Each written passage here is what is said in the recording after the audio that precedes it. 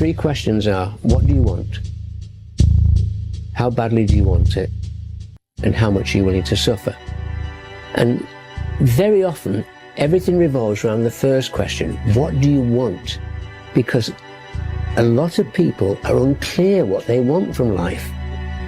They don't sit down and think through. We are writing our own life story every day, and yet we don't think about it. Who do we want to be? Where do we want to live? What life do we want to lead? When we've finished our life, come to the end of our life and look back, what do we want to say that we've done? What do you want is a very powerful question. If an athlete says, I want to be the best, Bill, fine. How badly do you want it?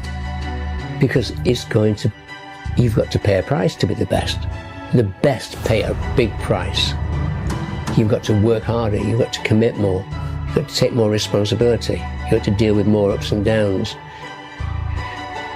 And if we can deal with that question, how much are you willing to suffer? Because I work with gold medal champions, and they suffer every day. They work enormously hard. They sacrifice enormous things in order to get that success. Remember yesterday when you said, oh, man, I'll do it tomorrow. Well, tomorrow's here, baby. Did you do it? If you answered yes, great work. I'm proud of you. Keep going. If you answered no, we got a serious problem on our hands now, don't we? Every day when we're not getting stronger, we're getting weaker. Remember that. Stay hard. There's an old saying that there's three types of people on a ladder. One at the bottom, one at the middle, and one at the top. Which one is the best to be? The one that's still climbing. Having things isn't fun. Getting things is fun. Any accomplishment is just a new, higher bar for you to get over in future. We shouldn't wish for overnight success, because we would then need to be able to beat it pretty soon, or else we're going to feel like we're declining. Instead, slow, consistent progress is a much more reliable way to maintain satisfaction. I tell young people now all the time, I definitely tell my kids, if you are even fucking remotely a savage, you'll run these people over. This next generation, and I know that every generation thinks the generation after them is soft. Yeah, they're savages in every generation. Right now, yeah, if you are even remotely a savage, you will run over every one of these kids in this next generation. There's a lot of things you can lose. There's a lot of things you can compromise. There's a lot of things that's okay if you drop the ball on. It's okay if you drop the ball on a lot of different things. It's okay maybe you're not the most eloquent communicator, speaker out there. It's okay if you're not the smartest. It's okay if you're not the brightest. But it's not okay if you say you're going to do something and you don't come through. Because there's only one person it hurts when you say you're going to do something and you don't come through, and that's your willpower. And the more and more and more your willpower gets used to you saying things and not doing, you're easy. There's always someone out there working harder than you. I'm haunted by that mother. Knowing that someone out there is willing to forgo personal desires and comforts, forgo sleep, forgo whatever it takes to be better, to be the best. In life, a lot of times, a lot of us have that person out there. There may not be a name or a face to him, but he exists. You make sure in life when they think about that person, you make sure they put a name and face to it. You make sure the name and face is yours. You do the haunting. Get in somebody's head. Own space. In all times when you want to quit, because we're all human, you make sure you remember one thing. All those times, and hours, and days you sacrifice to be the best. Stay hard. At the end of the day, you've got to feel some way. So why not feel unbeatable?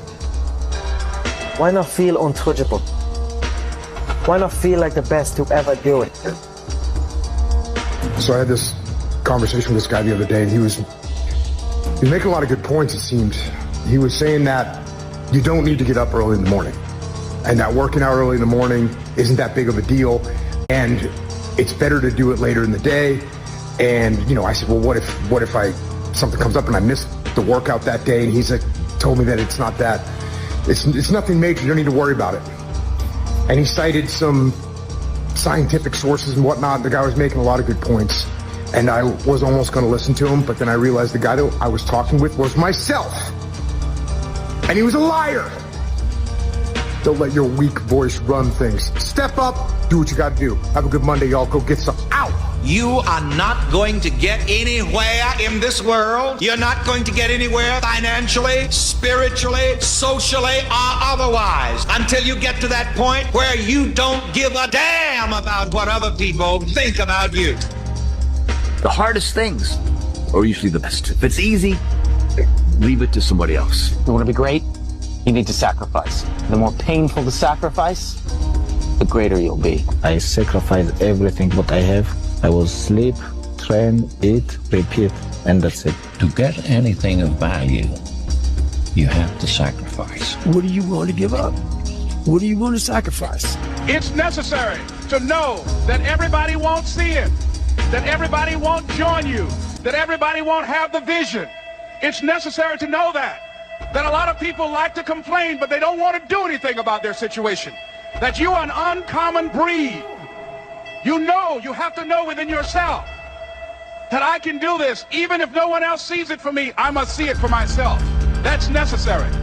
To get anything of value, you have to sacrifice. Do you know that the harder thing to do and the right thing to do are usually the same thing? Nothing that has meaning is easy.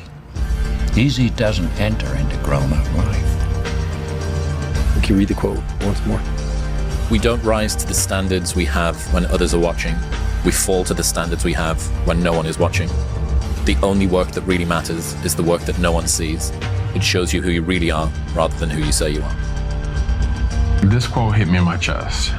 Usain Bolt said, "I trained 4 years to run 9 seconds." The world record's gone! And people give up when they don't see results in 2 months. I do not believe that any of us have dreams that were not given to us for the purpose of accomplishing those particular dreams. And I want to share something with you that has changed my life. I started out, as was indicated by Jack, it's very humble beginnings. I don't know what that dream is that you have. I don't care how far-fetched it might appear to be. I don't care how disappointing it might have been as you've been working toward that dream. But here's what I know, that dream that you're holding in your mind, that it's possible. So there's a lot of pockets of weakness nowadays. And we try to fill those pockets with lies. I did it for many years. So, I'm not here in Colorado for a conference. I go to the gym and this trainer calls me over to talk to this group of people he's training. He says, "Hey man, what are you doing out here?" So I tell him. He says, "What kind of workouts are you doing?" I said, "Well, one workout I'm doing, I'm climbing up this mountain, 3,000 feet, 3 miles. But I do that every day." So the next day I'm out looking for him. Didn't see him. A couple days later, looking for him. Didn't see him. So here I am on the mountain again, climbing it. And there's a gondola that takes you up, takes down. I'm going up it. I see a gondola. I'm about 5 inches from the top.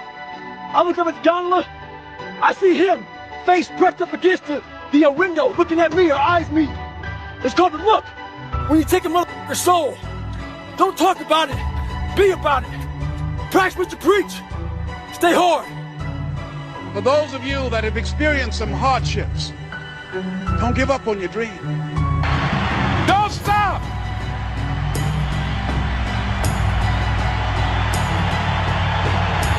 Don't stop. Don't stop running toward your dream. As a man thinketh, so is he. So if you think you're a failure, if you think you're a loser, if you think you are designed to live in a cubicle, then that will be the reality of your life. But if you realize that you can be whatever you want to be, and nothing's holding you back, and nothing's stopping you except you, the game begins. When things are going good and you visualize these good things happen, you visualize more good things happen, that's easy.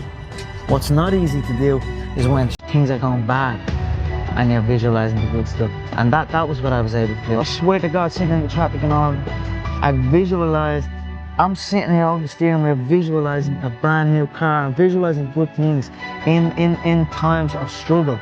And that when you can do that, I think that really makes that law of attraction work. I think it really attracts to you more. You know what I mean? Because that is harder to do when you're in the struggle to visualize these things. Your dream is possible.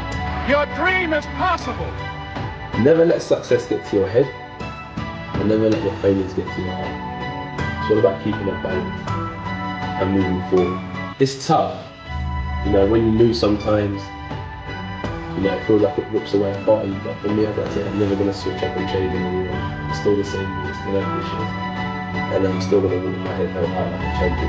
I'm a champion at heart. Most people have done all that they're ever going to do. They raise a family, they earn a living, and then they die. It becomes a lot harder now. So a lot of us can't do things on our own. So find somebody in your life. So when you throw that towel in, they throw that fucker back at you and say you're not fucking done yet. Stay true to yourself, stay hard.